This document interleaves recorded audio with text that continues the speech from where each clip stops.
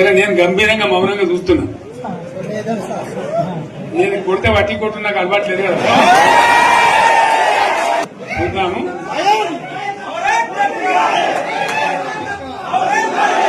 నా రోజులు కానీ అన్నట్టుగా నేను చూస్తా ఉన్నా. కానీ మనోళ్ళందరూ కూడా ప్రతిపాదిస్తుంది ఏంటంటే, ఒక సంవత్సరం జరిగిపోయింది, సంగమేశ్వర ఆన్నే పన్నది, బసవేశ్వర ఆన్నే పన్నది, పాలమూరు ఉత్పత్తుల పథకం ఆన్నే పన్నది, కాళేశ్వరం అట్లా ఎండబెడుతున్నారు, ఇవన్నీ అన్యాయాలని. కాబట్టి ఫిబ్రవరి నెలాఖరులో ఒక పెద్ద బహిరంగ సభ పెట్టాలి, ఇక్కడ కథ చూడాలి అని జరుగుతా ఉంది.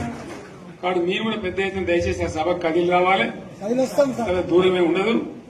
ఆ రకంగా తెలంగాణ శక్తి ఏందో మరొకసారి చూపించి వీళ్ళ మెడలు వంచి ఇప్పుడు సాధించాలి. భవిష్యత్తు కోసం కూడా కొట్టాడకు మనం సిద్ధంగా ఉండాలని తెలియజేసుకుంటూ, పరమేశ్వర్ గారికి అంతటి లోకమంత్రం ఇది. కోటి రూపాయల భూమి ఇప్పుడు 50 లక్షల కట్టుకోలేదు.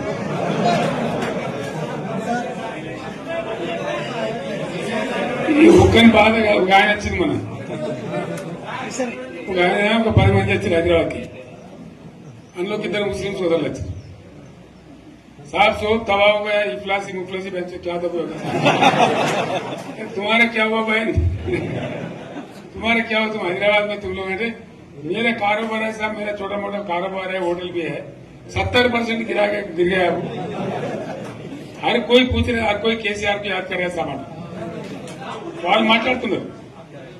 ఎక్కడ ప్రతి ఒక్కరు భూముల ధరలు పోయినాయి, మందు పోయినాయి, మసాలా అన్ని పోయినాయి. ఎంత మంచిగా 4 ఎకరాల రైతు నేను 4 కోట్ల ఆసామని అనుకుంటుండే. అంత ధీమా ఉంది, ఎంత బాగుంది. హైదరాబాద్ నుంచి అడిగితే కూడా వచ్చి మనం ఇవ్వకపోదాం భూములు, డిమాండ్ పెరగానే. అంత బ్రహ్మాండంగా మారుమూల ప్రాంతంలో కూడా 40 లక్షలు 50 లక్షలు ఎకరానికి ఉండే. అటువంటిది సగానికి సగం పడిపోయి మొత్తం నాశనం చేసింది. వీళ్ళు ఇంట్లో వదిలిపెడితే ఇంకింత నాశనం అవుతుంది.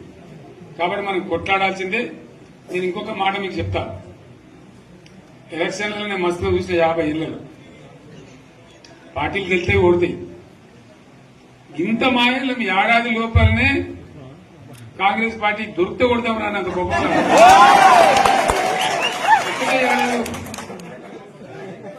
ఇంకా వాళ్ళ పొంద తెలివికి నిన్న వాళ్ళ పార్టీడే మంది పెట్టాలి. అదేందో పోలింగ్ పెట్టిన వాడు చూసారా మీరు? ఆ పోలింగ్ పెడితే 70% మనకు వచ్చింది, 30% మనకు. వాడు పెట్టింది మనం పెట్టింది కాదు. 75 ఇది పరిస్థితి. అదే నేను ఏమంటున్నా అంటే, ఫామ్ హౌస్ అంటే ఏముంటది, వారి ఉంటది, మాకు ఉంటది, అలా ఉంటది. కాంగ్రెస్ వాళ్ళు ఎంత మనిషి చేస్తే పారబడి తవ్వచ్చు కూడా లంగత. దీన్ని ఫామ్ హౌస్ అని మనం బదనాం చేసి అంతే కదా.